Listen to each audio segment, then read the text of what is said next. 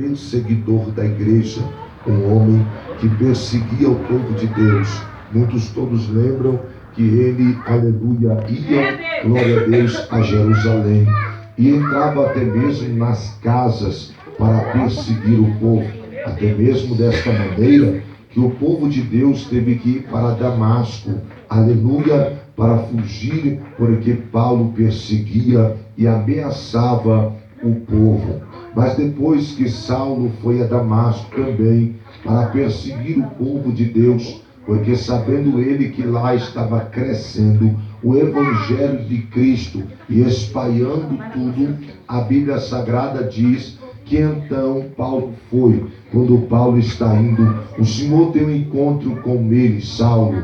A Bíblia diz que ele cai por terra. Deus então, aleluia, cega Paulo. Diz a Bíblia que ele vai para, aleluia, a casa de Judas. Diz a Bíblia que ele está ali na rua direita. Diz a Bíblia também que Deus então fala para Ananias ir até ele. Louvado seja Deus. Ananias, por entanto, ele então questiona a Deus e diz: mas Senhor, como eu irei até ele lá? Este homem é tão violento, tão perigoso. Mas Deus disse: não, vai lá, porque este homem é um vaso precioso para mim. Então eles foram até lá. Quando chegou lá, o Espírito de Deus, aleluia, direcionou Ananias. Ananias ora para a vida de Saulo, e diz a Bíblia Sagrada que quando ele ora, as escamas caem, e diz a Bíblia que ele começa a enxergar. O Espírito de Deus se apodera da vida dele, e ele tem uma vida transformada. Agora de Saulo vira Paulo, missionário da palavra de Deus, pregador do Evangelho de Cristo. E a Bíblia Sagrada diz que Paulo então, meus irmãos, fazia logo mesmo as suas missões, o Evangelho pregando aos gentios. Mas para encurtar mesmo, eu vou dizer que Paulo está em Macedônia, e quando Paulo está em Macedônia, ele tem uma grande visão, e quando ele tem uma grande visão, ele vê um homem que se apresenta diante dele, e quando ele vê esse homem que apresenta diante dele, diz a Bíblia Sagrada que ele, aleluia, vê esse homem, e esse homem pede ajuda. Então ele atravessa a Macedônia e vai para Filipos. Quando ele chega lá, diz a Bíblia Sagrada que agora ele está à procura de umas pessoas ou de um lugar para a oração. Paulo era um homem de oração. Eu digo isso porque ele diz as cartas aos Tessalonicenses, dizendo no capítulo 5, versículo de número 17, ele orienta a igreja de Tessalonicenses, dizendo para a igreja orar sem cessar. Então, se Paulo está instruindo a igreja, ele é um homem de oração, ele é um homem que ora a Deus, e ele está à procura de um lugar para a oração. Se Paulo é um homem de oração, ele vai vencer todas as guerras da vida, porque não tem como, meu irmão, um crente dizer que é crente e não ora, porque alguém que não ora, ele não vence batalha. Alguém que não ora, ele não vence guerra da vida. Alguém que não ora, ele é um crente derrotado. Mas entendo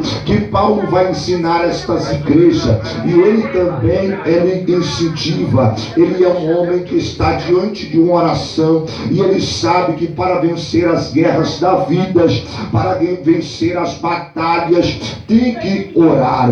E nós observamos que Paulo é um homem de oração, e todos aqueles que oram, ele vence. Todos aqueles que oram, ele é vitorioso, porque Paulo escreveu a carta aos Romanos dizendo: somos muito mais que vencedores. Não tem como uma pessoa ser vencedor se ele não orar, se ele não tiver uma vida de oração.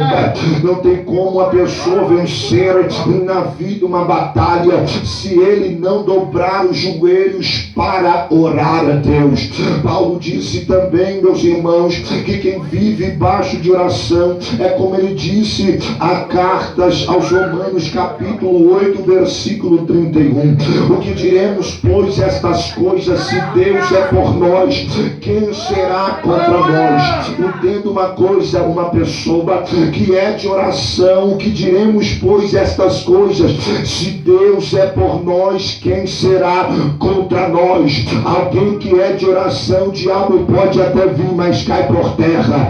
O diabo pode vir com as flechas, mas cai por terra, porque quem é de oração, o diabo tem que bater em retirada. O diabo tem que ir embora. Eu posso ver, glória a Deus, o que não é de oração aqui. Paulo, então, meus irmãos, é um homem de oração, e quando eu falo de oração, eu começo a observar que Paulo vai dizer na carta aos Filipenses, capítulo de número 4, versículo de número 3, alguém que ora: posso todas as coisas naquele que me fortalece. Eu só posso todas as coisas naquele. Meu Deus! Se eu oro, se eu busco a presença de Deus, aleluia. Alguém que ora não tem tempo para falar mal da vida dos outros. Eita. Alguém que ora não tem tempo para perder em conversa fiada. Alguém que ora não tem tempo para conversinha, não tem tempo para falsidade, não tem tempo no Big Brother, não tem tempo para fazenda, não tem tempo para novela das 9. Quem ora quer ter comunhão com Deus. Quem ora quer buscar a presença de Deus. Levanta sua mão, Maria. Deus só tem comunhão com aqueles que oram. Deus só fala para aqueles que oram.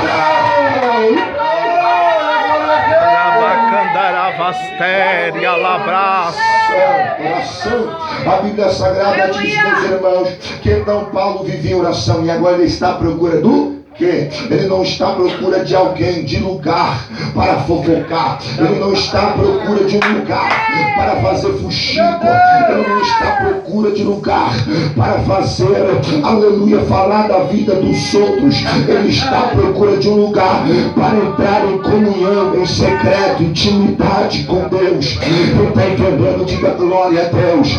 Uma certa feita, o irmão disse para mim: eu vou na sua casa, pastor, para orar. Aí chegou lá e ele começou a falar da vida dos outros. Eu disse para ele: você veio orar ou você veio falar da vida dos outros? Aleluia. Eu quero alguém que ore. Deixa eu dizer uma coisa: não fique com pessoas que dizem que orar e fica falando da vida dos outros, mal dos outros, mal do vizinho, mal de Bertando, mal de Ciclano. Não! Procura alguém que quer orar, que quer ter intimidade com Deus, que leve você até o trono de Deus. Aleluia, glória a Deus. E olha aqui, preste um pouco da sua atenção.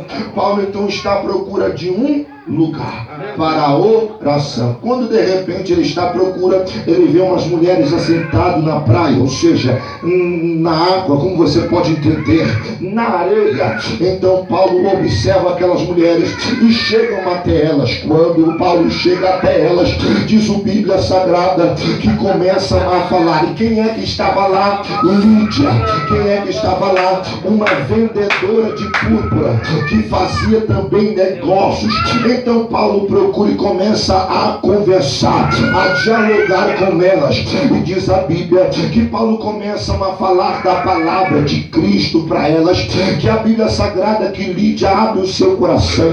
E cada vez que Paulo falava, ela abria mais o coração, o desejo de ouvir. E cada vez que Paulo falava, ela queria ouvir mais. Cada vez que Paulo transmitia, ela queria ouvir mais, muito mais. Então a Bíblia diz que então ela se converte. Paulo diz a Bíblia Sagrada que toda a casa de Lídia se converte através da mensagem de Cristo. E Paulo ganha toda a casa de Lídia. Lídia e toda a sua casa se converte e é batizada. Aí a Bíblia diz: por causa destas almas, eu começo a observar que o diabo fica furioso. O diabo não está contente com Paulo. Agora Paulo está em Filipos. E quando Paulo está em Filipos, Diz a Bíblia que agora ele começa a passear pela cidade. Quem sabe você pode entender muito bem que Paulo está passeando pelas tendas e de repente tinha uma mulher naquela cidade que tinha um espírito de adivinha, que ganhava